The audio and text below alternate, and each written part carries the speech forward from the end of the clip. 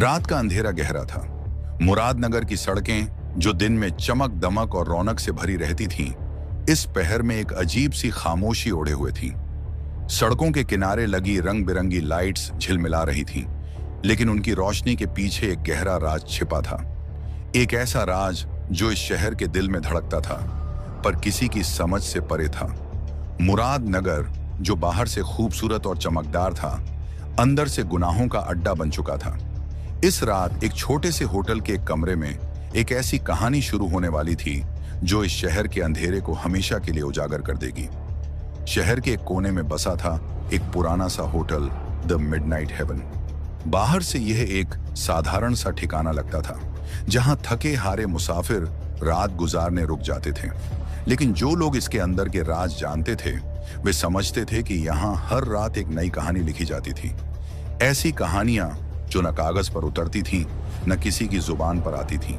इस होटल का हर कमरा एक अलग दुनिया था, जहां गुनाह अपने चरम पर थे। और आज की रात कमरा नंबर 304 एक ऐसी कहानी का हिस्सा बनने वाला था जो मुरादनगर के इतिहास में हमेशा के लिए दर्ज हो जाएगी। कमरा नंबर 304 में एक 20 साल की लड़की बैठी थी। उसका नाम था रिया। उसकी आंखों में कभी सपने चमकते थे, लेकिन अब वहां सिर्फ खौफ और बेचैनी थी। रिया एक छोटे से गांव से थी, जहां उसने अपने परिवार के साथ साधारण जिंदगी जी थी। एक दिन एक झूठे वादे ने उसकी जिंदगी बदल दी। एक आदमी जो खुद को उसका दोस्त कहता था, ने उसे मुरादनगर में मॉडलिंग की नौकरी का सपना दिखाया। तुम स्टार बन सकती हो, उसने कहा था। रिया, जो अपने परिवार के लिए कुछ करना चाहती थी, उस झूठ में फंस गई। अब इस अंधेरे कमरे में वह उस दुनिया का हिस्सा थी जहां से निकलने का कोई रास्ता नजर नहीं आता था। रिया के सामने एक आदमी खड़ा था, अर्जुन, एक अमीर व्यापारी, मुरादनगर के अभिजात वर्ग का हिस्सा। वह एक ऐसा शख्स था जो अपनी दौलत के बल पर हर ख्वाहिश पूरी करता था। उसकी आंखों में एक अजीब सी चमक थी, जैसे वह रिया को अपनी जीत समझ रहा हो। कमरे में एक छोटी सी मेज पर कुछ चीजें रखी थीं, अनयूज्ड कंडोम, कुछ टैबलेट्स जो शायद नशा देने के लिए थीं, और एक शराब की बोतल। यह सब उस रात के लिए तैयार किया गया था जब अर्जुन अपनी मस्ती के लिए रिया को खरीदने आया था। रिया की सांसें तेज थीं, उसका दिल जोर जोर से धड़क रहा था। वह जानती थी कि आज की रात भी वही होगी, वही डर, वही अपमान, वही दर्द। उसने अपनी आंखें बंद कर लीं, जैसे उस अंधेरे में वह खुद को गायब कर देना चाहती हो।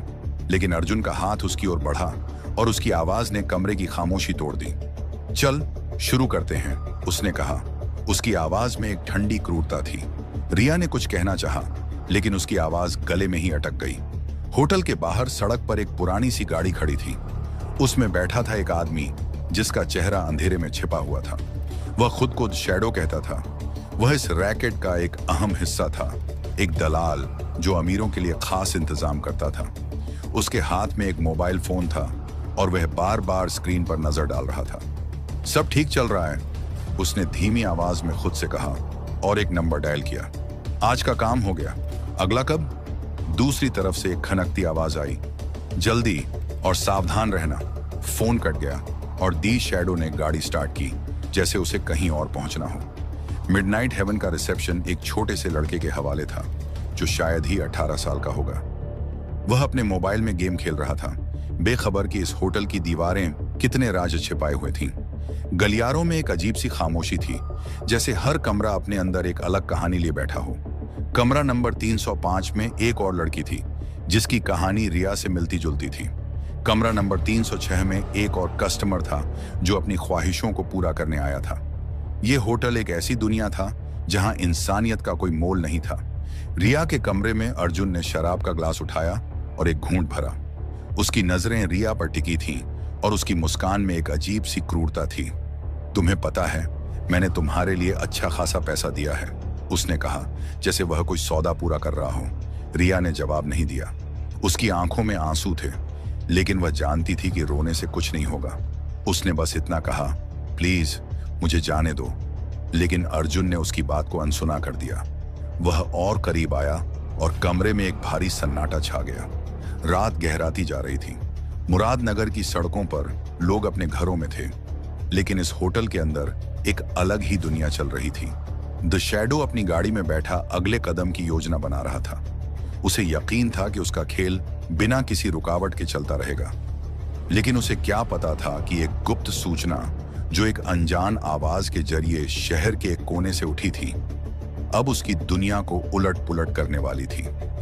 रात के करीब 11 बजे कमरा 304 में तनाव अपने चरम पर था। अर्जुन का हाथ रिया के कंधे पर था और उसकी सांसें तेज हो रही थीं। रिया ने अपनी आंखें बंद कर लीं, जैसे वह इस हकीकत से भागना चाहती हो, लेकिन तभी एक जोरदार दस्तक ने कमरे की खामोशी को चकनाचूर कर दिया। कौन है? अर्जुन ने छिड़कर पूछा, लेकिन जवाब में फिर से दस्तक हुई, इस बार और जोर से। दरवाजा खुला और वहां खड़े थे मुरादनगर पुलिस डिपार्टमेंट के स्पेशल टास्क फोर्स के जवान। उनके इंचार्ज इंस्पेक्टर विक्रम एक ऐसा अफसर था जिसकी आंखों में गुनाहों के खिलाफ एक जुनून झलकता था। हाथ ऊपर! उसकी आवाज गलियारे में गूंज उठी। अर्जुन एक पल के लिए हक्का बक्का रह गया और रिया की आंखों में एक चमक सी आई। शायद यह उसकी आजादी की रात थी। विक्रम की नजर कमरे में घूमी। मेज पर रखी चीजें, कंडोम, टैबलेट्स और शराब की बोतल, सब कुछ उनके सामने था। तुम्हारी मस्ती अब खत्म, उसने ठंडी आवाज में अर्जुन से कहा। रिया को एक महिला कांस्टेबल ने तुरंत अपनी सुरक्षा में लिया। वह रो रही थी, लेकिन उसकी आंखों में अब एक उम्मीद थी। शायद वह इस नरक से निकल सकती थी। अर्जुन को हथकड़ी पहनाई गई और उसके चेहरे पर वह घमंड गायब था जो कुछ देर पहले था। पुलिस ने कमरे की तलाशी ली और उन्हें और सबूत मिले। एक डायरी जिसमें कस्टमर्स के नाम और उनके ऑर्डर्स लिखे थे, और एक मोबाइल फोन जिसमें डेड शैडो के साथ अर्जुन के मैसेज थे। लेकिन यह सिर्फ शुरुआत थी। द मिडनाइट हेवन के और कमरों की तलाशी ली गई और हर कमरे से एक नई कहानी सामने आई। एक कमरे में एक और लड़की मिली जो रिया जैसी ही थी। एक सपने के पीछे भागी और इस अंधेरे में फंस गई। दूसरे कमरे में कुछ और कस्टमर थे जो अपनी ख्वाहिशों को पूरा करने आए थे। जब पुलिस द शैडो को पकड़ने उसकी गाड़ी के पास पहुंची तो वह वहां नहीं था। उसने शायद खबर सुन ली थी और भाग गया था, लेकिन पुलिस के पास उसका मोबाइल नंबर था और वे जानते थे कि वह ज्यादा दूर नहीं जा सकता। विक्रम ने अपनी टीम को हुक्म दिया कि दी शैडो को हर हाल में पकड़ा जाए, क्योंकि वह इस रैकेट का मास्टरमाइंड था। रात के 2 बज चुके थे जब पुलिस अपने साथ 4 लोगों को गिरफ्तार करके स्टेशन लौट रही थी। रिया और एक दूसरी लड़की को सुरक्षित जगह पर भेजा गया जहां उनकी देखभाल की जाती, लेकिन मुरादनगर की सड़कों पर अभी भी वह अंधेरा था जो शायद एक रात में खत्म नहीं हो सकता था। द मिडनाइट हेवन के बंद होने के बावजूद शहर के कोने कोने में ऐसे और अड्डे छिपे थे जो न जाने कितनी रियाओं की जिंदगियों को तबाह कर रहे थे। सुबह के उजाले में जब मुरादनगर अपने रोजमर्रा के जीवन में लौट रहा था, एक खबर शहर के हर कोने में फैल गई। द मिडनाइट हेवन में छापा पड़ा था और एक बड़ा सेक्स रैकेट पकड़ा गया था। लोगों के चेहरों पर हैरानी थी, लेकिन शायद किसी के दिल में यह सवाल भी था, क्या यह सिर्फ शुरुआत थी? क्या मुरादनगर का अंधेरा कभी खत्म होगा? और कहीं दूर एक अंधेरी गली में द शैडो अपने अगले प्लान के बारे में सोच रहा था। वह जानता था कि पुलिस उसके पीछे है, लेकिन उसके पास एक और होटल था, एक और कमरा और एक और रिया। मुरादनगर का अंधेरा अभी भी जिंदा था और शायद हमेशा रहेगा, जब तक कोई इसके खिलाफ लड़ने की हिम्मत न करे। अगर आपको हमारी मेहनत और यह वीडियो पसंद आई तो एक लाइक जरूर करें। ऐसी और बढ़िया बढ़िया वीडियो देखने के लिए हमारे चैनल को करें सब्सक्राइब और कमेंट में बताइए आपको वीडियो कैसी लगी।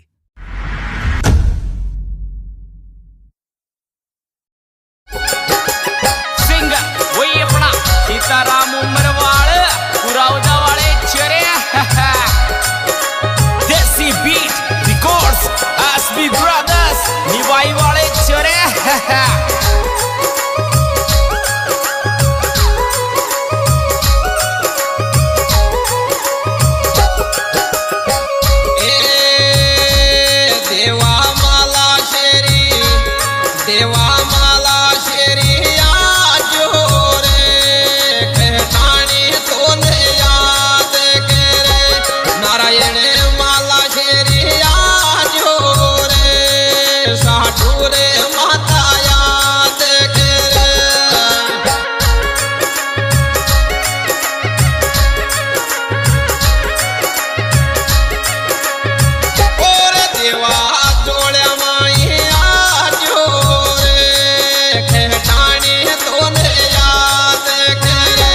देवा मारे जोड़ माए